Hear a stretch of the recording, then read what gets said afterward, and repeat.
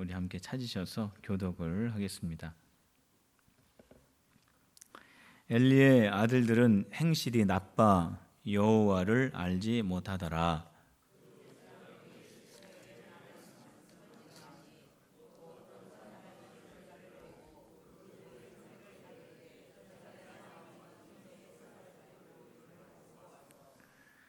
그것으로 냄비에나 솥에나 큰 소대나 가마에 찔러 넣고 갈고리에 걸려 나오는 것은 제사장이 자기 곳으로 가지되 실로에서 그곳에 온 모든 이스라엘 사람에게 이같이 할 뿐 아니라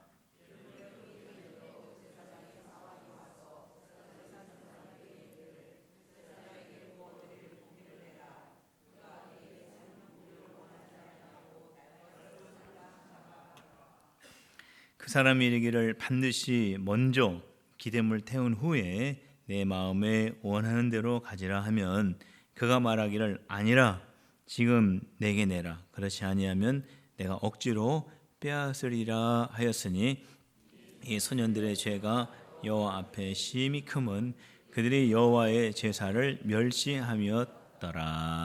아멘. 오늘 본문의 말씀을 보면은 엘리 제사장의 아들들의 타락한 죄의 모습들이 소개가 되고 있습니다. 엘리 제사장 이 아들들이 행하는 이 죄가 어떠한 것이냐면은 사람들이 하나님 앞에 제사를 드리기 위해서 제물을 가지고 와서 그 제물을 하나님께 드리기 위해서 솥에다가 놓고 이제 삶으면은 사람을 보내 가지고 새꼬챙이 같은 거를 가져와 가지고요. 거기다가 큰 솥에다가 넣고 휘 저어 가지고 거기에 고기 덩어리를 하나 건져내는 겁니다. 하나님께 먼저 제사를 드려야 될 이 제물인데 이 엘리의 아들들이 와가지고 고기를 가져가는 거예요. 삶은 고기를. 그것뿐만이 아닙니다. 또 제물을 드리기 위해서 고기에 이제 기름을 다 걷어내서 거기서 불사르려고 하면은 그걸 태우기 전에 고기를 달라는 거예요. 그러면은 제사 드리는 사람이 먼저 하나님 앞에 태워 드린 다음에 드리겠습니다. 그러면은 아니다라는 거예요. 지금 생고기를 달라. 그 생고기를 갖다가 우리 제사장들이 구워 드셔야 되기 때문에 먼저 달라는 겁니다. 이렇게 아주 나쁜 일을 했습니다. 하나님 앞에 드려야 될 이 귀한 제물을 자기 임의대로 가져간 겁니다. 성경에서 오늘 이러한 엘리 제사장의 아들들이 행하는 이 일들을 뭐라고 말하고 있냐면 패역한 일을 하였다라고 말합니다. 아주 못된 일을 했다라는 거죠. 왜 그들이 이렇게 패역한 일을 하였을까? 왜 그들이 하나님의 제사를 멸시하였을까? 그 이유가 오늘 성경 본문에 나와 있습니다.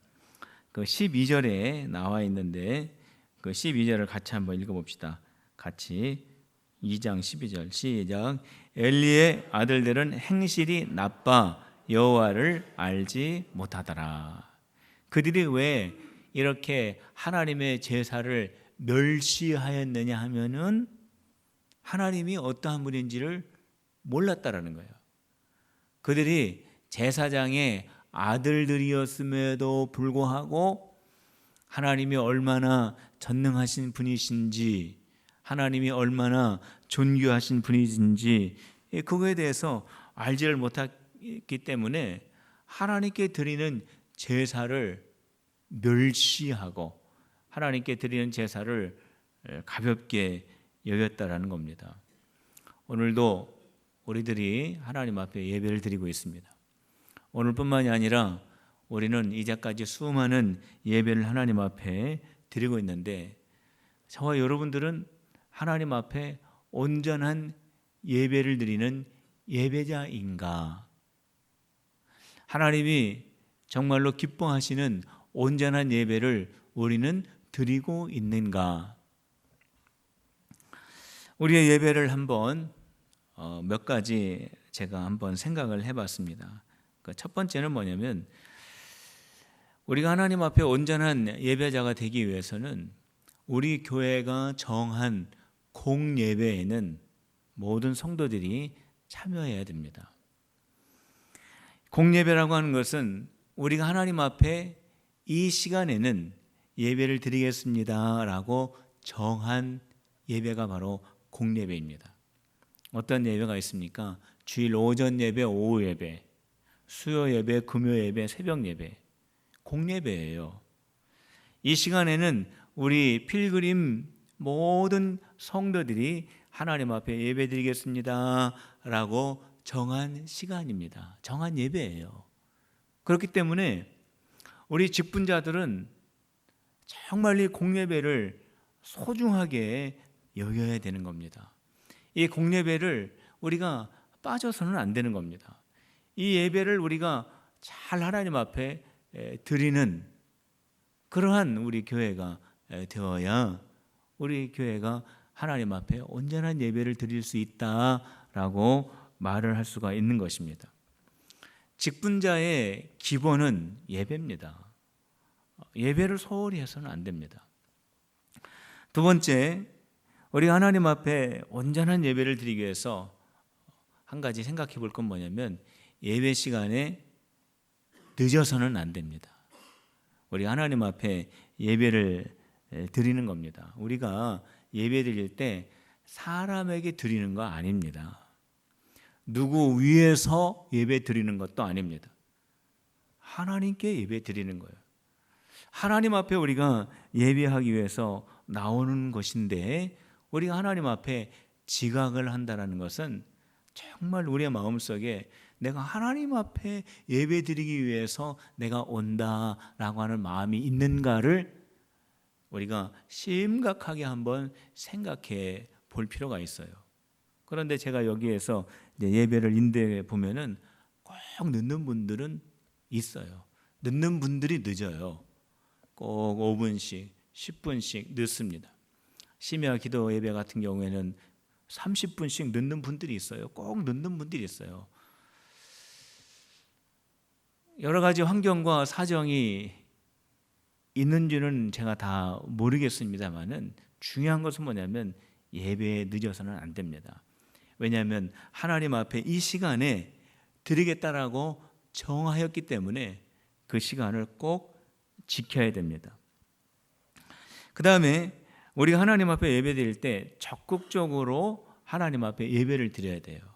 우리가 찬양할 때에도 목소리를 높여서 우리 하나님 앞에 찬양해야 되고, 우리가 기도할 때에도 그 기도에 함께 동참하는 마음으로 함께 기도해야 되고, 우리가 하나님의 말씀을 들을 때 눈을 열고 귀를 열고 마음을 열고 하나님의 말씀에 경청하면서 예배를 드려야 됩니다. 이게 적극적으로 하나님 앞에 예배 드리는 모습입니다. 그 다음에 네 번째는 뭐냐면 삶의 예배가 되어야 됩니다. 우리가 예배당에서 예배 드리고 예배당 안에만 하나님이 계시는 줄로 생각하고 예배를 다 마치고 교회를 나가는 순간 하나님을 잃어버리고 살면은 그거는 온전한 예배가 될 수가 없습니다. 하나님 앞에 우리가 예배당 안에서 예배를 드렸던 것처럼 우리가 가정에 있든지 우리가 직장에 있든지 거기에도 하나님 앞에 예배드리는 그러한 예배자의 심정으로 살아가야 됩니다. 그게 삶에서 드리는 예배자의 모습입니다. 이러한 예배가 우리 교회 안에서 꼭 이루어져야 된다라고 저는 느끼고 여러분들에게 말씀을 드립니다. 우리가 이렇게 예배를 드리면 우리 예배는 한층 더 업그레이드된 하나님이 더 기뻐 받으시는 온전한 예배가 될 수가 있는데, 이렇게 더 영적인 예배, 하나님이 기뻐하시는 예배가 되기 위해서는 그냥 되는 것은 아닙니다. 하나님이 어떠한 분인가를 우리가 알 때 그러한 예배를 드릴 수가 있는 거죠. 하나님이 어떠한 분인가를 우리가 모른다면은 우리가 이렇게 신령과 진정으로 우리의 마음과 정성과 힘을 다하여 예배하기가 어렵습니다. 하나님은 어떠한 분이십니까? 하나님은 우리의 예배를 받으시는 예배의 대상이십니다. 지금 우리가 드리는 찬양과 우리가 드리는 기도, 이거 다 하나님 앞에 드리는 겁니다. 이거 다 하나님께 올려드리는 기도입니다. 우리의 예배의 대상은 누구시냐? 하나님이세요. 왜 우리가 하나님 앞에 예배를 드리느냐? 이것도 참 중요하겠죠. 왜 우리가 하나님 앞에 예배를 드리느냐? 왜 우리가 시간을 정해놓고 하나님 앞에 찬양하느냐? 왜 우리가 하나님 앞에 경배를 올려드리느냐? 그거는 많은 사람들이 하나님으로부터 복받기 위해서 예배드린다라고 생각하는 사람들이 참 많이 있습니다. 그런데 우리가 하나님 앞에 예배드리는 이유는 하나님께 복을 받으려고 예배드리는 것이 아니라 이미 우리에게 주신 그 복에 대하여 감사하기 때문에 예배를 드리는 것입니다. 하나님께서 우리에게 이미 주신 복이 뭐냐면 우리를 구원하여 주시고 우리를 자녀 삼아 주신 영적인 신령한 복이에요. 바로 이 은혜에 감사하여서 우리 하나님 앞에 예배 드리는 것이고, 우리가 하나님 앞에 예배 드릴 때 하나님께 행하신 놀라운 일들을 우리가 선포하면서 하나님 앞에 예배를 드리는 겁니다. 어떠한 일을 선포합니까? 하나님은 천지를 창조하신 하나님, 하나님은 천지를 창조하시고 그 안에 있는 모든 나라와 사람들을 주관하시는 전지전능하신 하나님을 인정하고 우리가 선포하는 것이 바로 예배의 내용이 되는 겁니다. 성도 여러분, 우리가 꼭 기억을 해야 됩니다. 예배가 살아야 내 영이 사는 겁니다. 예배가 살아야 우리 가정이 사는 줄로 믿으시기를 바랍니다. 예배가 살아야 우리 교회가 사는 거예요. 우리 모두가 살 수 있는 비결은 딱 한 가지예요. 예배를 살려야 돼요. 우리 예배가 살면 내 심령이 살고, 한번 따라해 봅시다. 예배가 살아야 내 영혼이 살고, 예배가 살아야 우리 가정이 살고, 예배가 살아야 우리 교회가 산다. 믿습니까? 그렇기 때문에 우리 직분자들은 생명 걸고 예배를 사수해야 됩니다. 예배를 반드시 지켜야 됩니다. 예배의 마음과 뜻과 정성을 다해서 우리가 예배 드릴 때 모든 직분자들이 예배 때마다 이 자리에 다 자기 자리에 앉아서 하나님께 열정을 가지고 예배한다면 우리 교회는 하나님의 놀라운 역사가 더하게 될 줄로 믿으시기를 바랍니다. 엘리 제사장 아들들의 타락이 또 있었습니다. 어떠한 타락이 있었냐면 그 성소에서 일하는 그 여자들과 동침을 한 거예요. 이런 아주 악한 죄를 하나님 앞에 저지르게 됩니다. 그러니까 아버지 제사장 엘리가 아들들을 불러다 놓고 말합니다. 그러지 말아라. 그거 사람에게 지은 죄는 하나님께 회개하면 용서를 받지만 너희들이 지금 하는 것은 그거 하나님께 지은 죄다. 하나님께 지은 죄 어떻게 용서받으려고 하느냐. 빨리 중단해라. 지금 들리는 소리가 안 좋다. 빨리 그 일을 하나님 앞에서 중단해라. 그랬습니다. 그러면 아들들이 그 죄를 깨닫고 아버지의 말을 듣고 그 죄를 회개하고 중단하면은 얼마나 좋겠어요? 그런데 아들들이 말을 안 들었습니다. 말을 안 들었어요. 아들들은 하나님의 제사를 멸시하고 하나님에 대해서 영적으로 무지하고 성막에서 일하는 여인들과 마음대로 동침하고 아버지가 이야기하는 말은 거부하고 했을 때 하나님께서 그 아들들을 보시고 작정하신 것이 하나 있습니다. 내가 저 아들들을 죽이겠다라고 작정을 하셨어요. 하나님이 작정하시면은 그거 참 무서운 겁니다. 홈리와 비느하스 이 두 아들이 같은 날 죽었어요. 하나님 앞에 그렇게 죄를 짓고 아버지의 말 듣지 않고 자기 마음대로 그 여인들과 동침하고 교회 예배를, 교회 제사를 멸시하다가 하나님이 작정하셨어요. 내가 그들을 죽이겠다. 정말 죽었어요, 한날에. 엘리의 아들들이 이렇게 타락한 이유가 있습니다. 아까도 우리가 12절에 봤지만은 그들이 여호와 하나님이 누구이신지를 몰랐다, 무지했다 그랬어요. 그런데 그것보다도 더 근본적인 이유가 있습니다. 엘리의 아들들이 하나님의 제사를 멸시하고 자기들 뜻대로 동침하고 아버지의 말 듣지 않고 했던 그 근본적인 이유가 있어요. 그 이유가 무엇이냐면은 그건 뭐냐면 그 아버지가 제사장 엘리 제사장 아버지가 하나님보다 이 아들들을 더 소중히 여겼어요. 이게 더 근본적인 문제의 원인이 되었다라는 겁니다. 아버지인 그 제사장 엘리는 제사장입니다. 하나님께 제사 드리는 것을 하는 그러한 직분을 가지고 있는 사람입니다. 이 엘리 제사장이 하나님을 가장 소중한 분으로 여기는 그런 본을 보여줘야 될 이 사람이 하나님보다 아들을 더 귀하게 여겼어요. 하나님보다 아들을 더 높게 여겼습니다. 하나님이 있어야 될 자리보다 아들들이 더 위에 있었기 때문에 그 아들들이 영적으로 감정적으로 그것을 다 느낍니다. 아, 우리 아버지가 내 앞에서 쩔쩔매는구나. 우리 아버지가 하나님보다 우리를 더 무서워하는구나. 우리 아버지가 하나님을 섬기는 것보다 우리를 더 귀중하게 여기는구나 라고 생각하면서 방자하게 되었습니다. 아주 못되게 되었어요.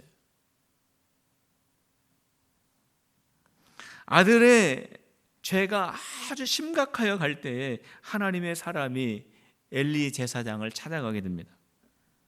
엘리 제사장을 찾아가서 엘리 제사장의 죄가 뭔지를 알려주고 엘리 제사장 아들들의 죄가 무엇인지 잘못된 행실이 무엇인지를 다 지적해 주면서 29절에 이렇게 말씀을 하고 있습니다. 우리 29절을 같이 한번 읽어봅시다. 2장 29절 그 뒷페이지에 같이 한번 읽어봅시다. 2장 29절 이 하나님의 사람이 찾아가서 그 엘리 제사장에게 지적한 말입니다. 시작. 너희는 어찌하여 내가 내 처소에서 명령한 내 제물과 예물을 밟으며 내 아들들을 나보다 더 중히 여겨 내 백성 이스라엘이 드린 가장 좋은 것으로 너희들을 살찌게 하느냐. 하나님의 사람이 엘리 가정을 찾아가서 죄를 지적합니다. 엘리 제사장의 죄를 지적하는데 그 죄가 바로 무엇이었냐면은 너는 왜 하나님보다 아들들을 그렇게 중요하게 여기느냐? 하나님보다 왜 아들들을 그렇게 두려워하느냐? 엘리가 이러한 마음을 가졌기 때문에 아들들의 마음 속에도 하나님을 존경하는 마음이 없었습니다. 그래서 그들의 마음에는 하나님께 드리는 제사가 별것 아니었습니다. 자기 마음대로 하나님 앞에 드렸던 제물을 가져가도 아무런 죄책감을 가지지 않고 하나님의 성소에서 섬기는 거여인들과 나쁜 행위를 해도 하나님 앞에 두려운 마음이 전혀 들지 않고 왜냐하면 나는 하나님보다 더 높기 때문에 내가 이렇게 한들 무슨 일이 있겠는가 라고 하는 마음이 그 아들들의 마음 속에 있었다라는 거예요. 만일 제사장인 엘리가 아들들보다 하나님을 더 귀하게 여기는 본을 보여주었더라면 아들들이 그렇게 하지를 못했을 것입니다. 아들들도 하나님을 가장 귀한 분으로 섬기는 그러한 신앙을 분명히 가졌을 것입니다. 부모된 우리들이 하나님을 어떻게 섬기느냐는 우리 아들과 딸들이 하나님을 어떻게 섬기느냐와 아주 밀접한 관련이 있습니다. 우리들이 하나님을 가장 귀한 분으로 여기고 우리가 하나님을 경외하는 마음을 갖고 우리가 하나님 앞에서 두려운 마음을 갖는다면 우리 자녀들도 하나님을 가장 소중한 분으로 여기고 하나님을 가장 귀한 분으로 여기고 하나님 앞에서 경외하는 마음, 하나님을 두려워하는 마음을 분명히 가질 것입니다. 그러나 부모된 우리가 하나님을 경외하지 못하고 하나님을 두려워하지 못하고 하나님을 가장 소중한 분으로 여기지 않는다면 우리 자녀들도 역시 그들 마음속에 하나님을 경외하거나 하나님을 소중히 여기거나 하나님을 두려워하지 않을 것입니다. 그건 불가능한 일입니다. 아브라함은 아들보다 하나님을 훨씬 더 사랑했습니다. 아브라함이 100세 때 이삭이라고 하는 아들을 낳지 않습니까? 100세에 아들을 낳았어요. 그 100세에 낳은 이 이삭을 보고 아브라함이 얼마나 그 아들을 소중하게 여겼겠습니까? 그런데 어느 날 하나님께서 아브라함에게 내가 그렇게 소중히 여기는 그 이삭을 100세에 얻은 그 이삭을 나에게 한번 바쳐봐라 라고 말씀하셨습니다. 하나님이 그 이삭을 제물로 받기 위해서가 아니고 정말 하나님이 저 100세에 얻은 이삭보다도 여호와 하나님을 사랑하는지를 하나님께서 보기를 원하시는 거예요. 이삭을 더 사랑하는지 아니면은 여호와 하나님을 더 사랑하는지 하나님이 한번 보기를 원하셨기 때문에 한번 이삭을 제물로 바쳐봐라 라고 그렇게 말씀하셨습니다. 하나님이 이 시간 여러분들에게 여러분들이 가장 소중한 것을 하나님께 바치라고 말씀하신다면 여러분들은 어떻게 하시겠습니까? 아브라함은 아무 말도 하지 않고 이삭을 제단 위에 올려놓고 하나님 앞에 드렸습니다. 그때 하나님께서 아브라함아 너의 아들 이삭에게 절대로 손을 내지 말아라. 이제서야 내가 이삭보다 나를 더 사랑하는 줄 내가 알았노라 라고 말씀하시면서 하나님께서 아브라함의 믿음을 인정을 해 주셨습니다. 바로 그러한 아브라함의 믿음 아래에서 자란 이삭이 정말 하나님을 온전하게 섬기는 것은 너무나 당연한 일이 아니겠습니까? 성도 여러분, 우리 자녀들의 믿음 생활, 우리들이 어떻게 하나님을 섬기느냐와 밀접한 관계가 있다라고 하는 거 잊지 않는 저와 여러분들이 다 되시기를 바랍니다. 하나님의 사람이 엘리 제사장을 책망합니다. 하나님께서 너희 가정에 복을 주시고 하나님께서 너희 가정을 붙드시고 하나님께서 너희 가정을 향하여 영원토록 약속하신 그 축복은 취소, 그거 다 없었던 걸로 하겠다라고 하나님의 말씀이 온 거예요. 내가 너에게 제사장의 직분을 주지 않았느냐? 내가 너에게 예배하는 그러한 귀한 직책을 주지 않았느냐? 내가 너에게 하나님의 영이 임재하는 영적인 일을 감당할 수 있는 그 권한을 너에게 주었는데 어찌하여 너의 아들들을 여호와 하나님보다 더 사랑하느냐? 내가 너에게 약속한 모든 축복은 다 사라질 것이다. 하나님께서 그렇게 말씀하시면서 너희의 아들들은 한날에 다 죽게 될 것이고 그 대신에 내 마음에 합하고 내가 정말로 믿을 만한 새로운 제사장을 세울 것이다 라는 그런 말씀을 해 주셨습니다. 35절에 그 말씀이 기록이 되어 있는데 우리 35절을 같이 한번 읽어봅시다. 35절 시작. 내가 나를 위하여 충실한 제사장을 일으키리니 그 사람은 내 마음 내 뜻대로 해야 할 것이라. 내가 그를 위하여 견고한 집을 세우리니 그가 나의 기름 부음을 받은 자 앞에서 영구히 행하리라. 이 복이 엘리의 제사장이 받을 복이었어요.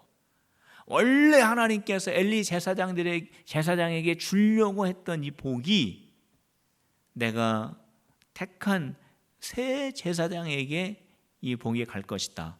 그 사람이 누구냐? 사무엘입니다.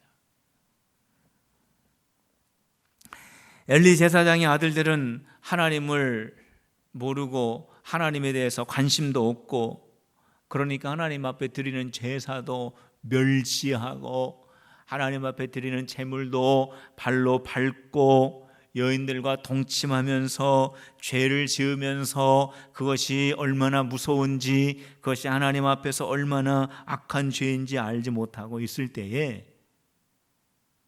사무엘이 하나님 앞에서 자라나고 있었어요. 참 귀한 말씀이 있습니다. 18절을 보면요, 18절에 어떠한 말씀이냐면 사무엘은 어렸을 때에 세마포 예봇을 입고 여호와 앞에서 섬겼더라 그랬습니다. 어린 사무엘이 하나님 앞에서 자라나고 있어요. 21절 여호와께서 한나를 돌보시사 그로 하여금 임신하여 세 아들과 두 딸을 낳게 하셨고 아이 사무엘은 여호와 앞에서 자라니라. 26절 아이 사무엘이 점점 자라매 여호와와 사람들에게 은총을 더욱 받더라. 이 엘리의 아들들은 죄 가운데에서 지금 분간하지 못하고 죄와 더불어 그렇게 살아가고 있는데 그 어둡고 그 더럽고 그 추한 그런 영적인 그 틈바구니 속에서 사무엘은 순결하고 고결하고 거룩하고 아름답게 하나님 앞에서 영적으로 성장하고 있었다는 사실입니다. 이렇게 타락한, 이렇게 어두운, 이렇게 하나님에 대해서 무관심하고 무지한 그러한 상황 속에서 어떻게 이 어린 사무엘이 하나님의 마음에 들어서 이 타락한 아들들이 감당하였던 이 제사장의 거룩한 직분을 이어받게 되었을까? 기도하는 어머니 한나 때문입니다. 한나가 이 어린 사무엘을 하나님 앞에다가 갖다가 놓았어요. 한나가 아이가 없을 때 하나님 앞에 약속한 것이 있습니다. 하나님, 저에게 아들을 주시면은 제가 이 아들을 하나님 앞에 영원히 드리겠습니다. 그래서 약속한 것이 있어서 하나님께서 사무엘이라고 하는 아들을 주셨을 때에 젖을 떼고 이 어린 아이를 하나님 앞에 내놓았습니다. 사무엘은 하나님 앞에서 그때부터 하나님을 섬기는 삶을 살게 됩니다. 사무엘이 하나님의 마음에 들고 이스라엘에 하나님의 말씀을 전하는 역사적인 선지자, 제사장의 역할을 감당할 수 있었던 것은 한나의 기도 때문에 그렇습니다. 사무엘이 어떻게 태어났습니까? 그냥 태어났습니까? 사무엘서 1장에 보면은 사무엘이 태어나는 그 과정은요, 고난의 과정 속에서 사무엘이 태어났습니다. 한나가 아이가 없어서 얼마나 힘들었는지 몰라요. 브린나가 한나를 얼마나 괴롭혔는지 몰라요. 그 속에서 한나가 뭐 했습니까? 기도했습니다. 한나가 하나님 앞에 간절히 기도했어요. 그렇게 해서 얻은 아들이 사무엘이에요. 그러니까 사무엘은 태어나기도 전에 한나의 기도로 준비가 되었고, 복중에 있었을 때 한나가 10달 동안 하나님 앞에 간절히 기도했고, 사무엘서 2장 1절부터 10절까지 말씀을 보면 한나의 기도가 나오죠. 그 간절한 그 한나의 기도, 이 한나의 기도가 뭡니까? 하나님께서 응답해 주신 그 사무엘을 안고서 자기가 눈물로 콧물로 기도했던 그 자리에 앉아가지고 그 하나님께서 응답해 주신 그 사무엘을 안고 너무 기뻐가지고 하나님 앞에 감사하면서 기도했던 내용이 사무엘상 2장 1절부터 10절이잖아요. 한나의 기도. 그 기도를 한나의 품에 안겨가지고 그 어린 사무엘이 또 듣고 있는 겁니다. 그러니까 사무엘은 어머니 한나의 기도 속에서 준비로 생겨났고, 그 복중에서도 계속해서 한나의 기도를 들었고, 지금 하나님 앞에서도 하나님 앞에 감사의 기도를 지금 사무엘은 듣고 있는 거예요. 그러니까 어머니의 그 기도를 사무엘은 늘 들었던 아이입니다.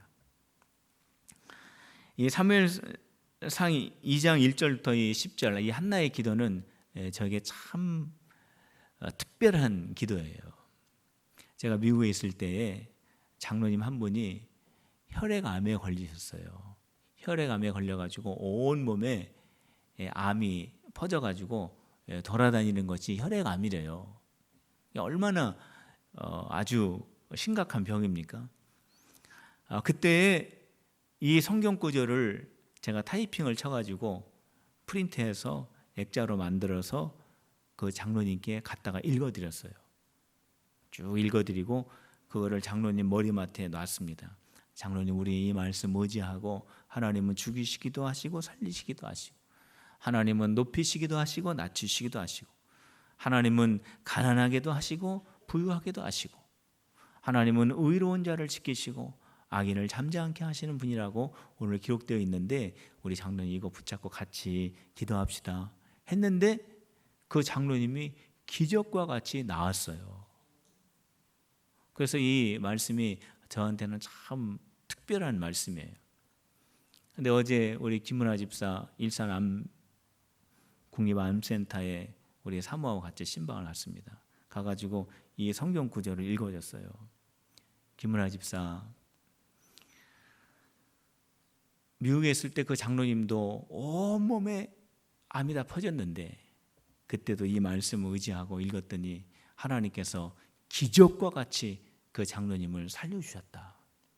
우리 이 말씀 같이 붙잡고 같이 기도하자 하고 이 말씀을 같이 읽어주었습니다. 그리고 같이 기도했어요. 한나가 기도한 이 기도의 내용을 보면은요, 여자가 기도할 수 있는 내용이 아니에요. 이게 성경에 기록되어 있으니까 이렇게 좋게 기록이 되었나 보다 하지만 한나가 기도할 수 있는 내용이 아닙니다.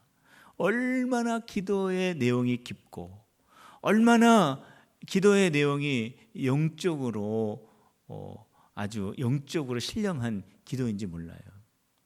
이 1절부터 10절까지 쭉 읽어보면은 거기에 한나의 기도의 내용 중에 그런 말이 나옵니다. 하나님은 사람의 행동을 달아보신다 그랬습니다. 하나님은 지혜로우셔서 그 사람의 행동을 달아보시고, 하나님은 죽이시기도 하시고 살리시기도 하시고, 한나가 그걸 다 봤습니까?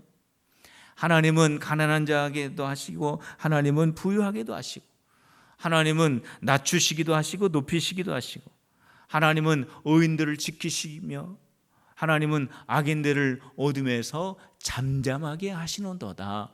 한나가 이걸 다 봤습니까?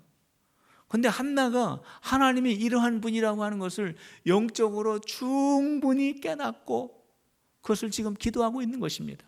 어떻게 이러한 신령한 하나님에 대한 경험을 가지고 있었을까요? 고난을 통과하면서. 고난 속에서 한나가 원망하고 낙심하고 신앙 버리고 불평하였다면 이러한 영적 경험을 할 수가 없었을 겁니다. 그러나 그 고난의 길을 가면서 하나님 앞에 기도할 때 그 기도 가운데 하나님을 만나고 거기서 신령한 하나님과의 경험을 가질 수가 있었던 것입니다. 바로 이러한 영적 기도를 사무엘은 늘 드리면서 그는 하나님 앞에 자라났기 때문에 하나님께서 그 타락한 제사장들 틈 사이에서 그 어리고 깨끗하고 순결한 사무엘을 우리 하나님께서 택하시고 그를 이스라엘의 새로운 제사장으로 새로운 선지자로 세우겠다라고 그렇게 말씀을 하신 것입니다. 기도하는 어머니가 있는 한 그 자녀들은 반드시 실패하지 않고 반드시 하나님의 손에 붙잡혀 이 시대를 위해서 쓰임받는 하나님의 거룩한 자녀들이 될 줄로 믿으시기를 바랍니다. 기도하는 우리 권사님들 오늘 특송 잘 하셨는데 기도하는 어머니들이 되시기를 주님의 이름으로 축복합니다. 자녀들을 위해서 기도하시고 교회를 위해서 기도하시는 우리 이 권사님들 되실 때 우리 명예 권사님 빼고 우리 권사님들이 37분인데 우리 명예 권사님들 우리 새로 임직 받으신 권사님들 합쳐서 45분이 좀 안 되는데 그분들이 교회 안에서 기도하는 역할을 감당한다면은 우리 교회는 이 전보다 더 쓰임 받는 교회가 될 줄로 믿으시기를 바랍니다. 우리 권사님들의 역할이 참 중요해요. 기도하는 어머니, 기도하는 아버지, 기도하는 가정, 그 안에 있는 그 자녀들이 하나님의 손에 붙잡혀 정말로 이 시대는 점점 어두워지고 점점 죄와 가까워지고 하나님의 말씀에서 멀어져 가지만 그 탐바구니 속에서 사무엘과 같이 하나님의 은총을 받아가면서 하나님께 택함을 받는 자녀들이 여러분들의 가정에서 많이 생겨나기를 주님의 이름으로 축원합니다. 우리 교회에서 많이 일어나기를 주님의 이름으로 축복합니다. 엘리 제사장 아들들은 좋은 조건이 있었지만 다 타락했습니다. 아버지가 본을 보이지 못했기 때문에. 사무엘은 어렸지만 하나님의 은총 가운데서 잘 자라났습니다. 한나가 기도했기 때문에. 성도 여러분, 하나님을 영화롭게 하는 귀한 자녀들이 여러분들의 기도를 통하여 가정에서 우리 교회 학교에서 많이 배출되어지는 그런 놀라운 역사들이 있기를 다시 한번 주님의 이름으로 축원합니다. 기도하겠습니다.